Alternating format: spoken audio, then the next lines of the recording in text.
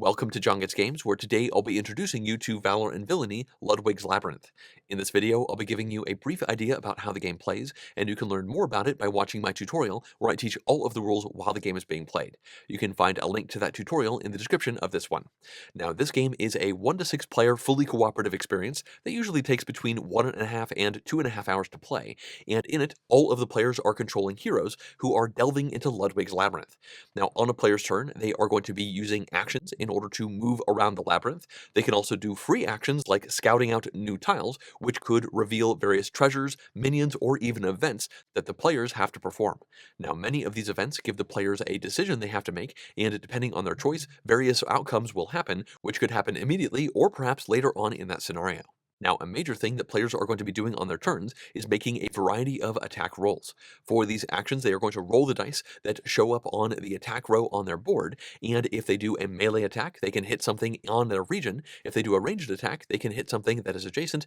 and if they do a spell attack roll, they will use the hits on those dice to cast a variety of spells that that hero already has in their hand. These spells could heal the heroes, they could also do damage, or various other effects that can be found inside those spell decks. Now, when the players attack minions, they could either wound them, which flips them over, or they could outright defeat them, which will send them into the hero loot stash. After every hero has taken their turn, they are going to take everything from their hero loot stash and turn those into experience and bounty. Experience can be spent immediately in order to increase the number of actions those heroes take on their turn, as well as increasing the quality and number of dice that they roll when they perform those attack rolls. Now, the bounty that they make will actually go towards making supplies, which will be cashed out once the scenario is over, and you can use those supplies in order to do permanent upgrades that will give you effects for the entire campaign, which will take place over a number of scenarios.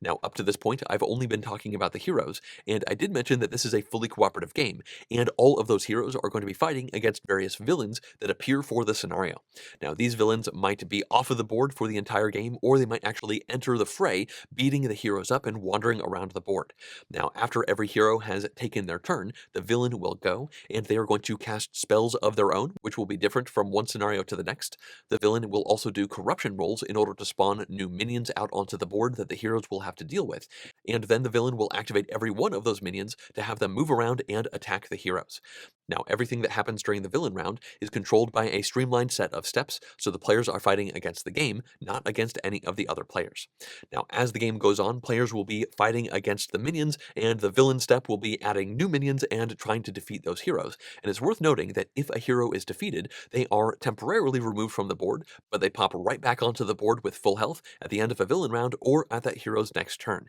Now, that might not seem like a big penalty, but every time a hero is defeated, the overall strength of the villain will increase, so you really don't want that to happen, and the way the heroes collectively lose is once a certain number of them have been defeated throughout that scenario. Now, I do want to note that certain scenarios have different win and loss conditions, but in general, you really don't want those heroes to be defeated. Now, once a scenario is over, you will perform events based off of how you did in that scenario, and any of the spells, items, or feats that you have discovered throughout that scenario will be shuffled into the decks, and you will then use those decks in the future. So that means you will be upgrading the draw decks that you have throughout the campaign as you make a variety of decisions, and I do want to emphasize that the decisions the players make throughout these scenarios will have effects on the rest of the campaign because of the cards and the various other opportunities that you discover and unlock as you are playing. Now, as I mentioned at the beginning of this video, I have made a tutorial where I teach all of the rules while the game is being played, and if you are now intrigued by this game, then I do hope you would check that out. You can find a link to it in the description of this video.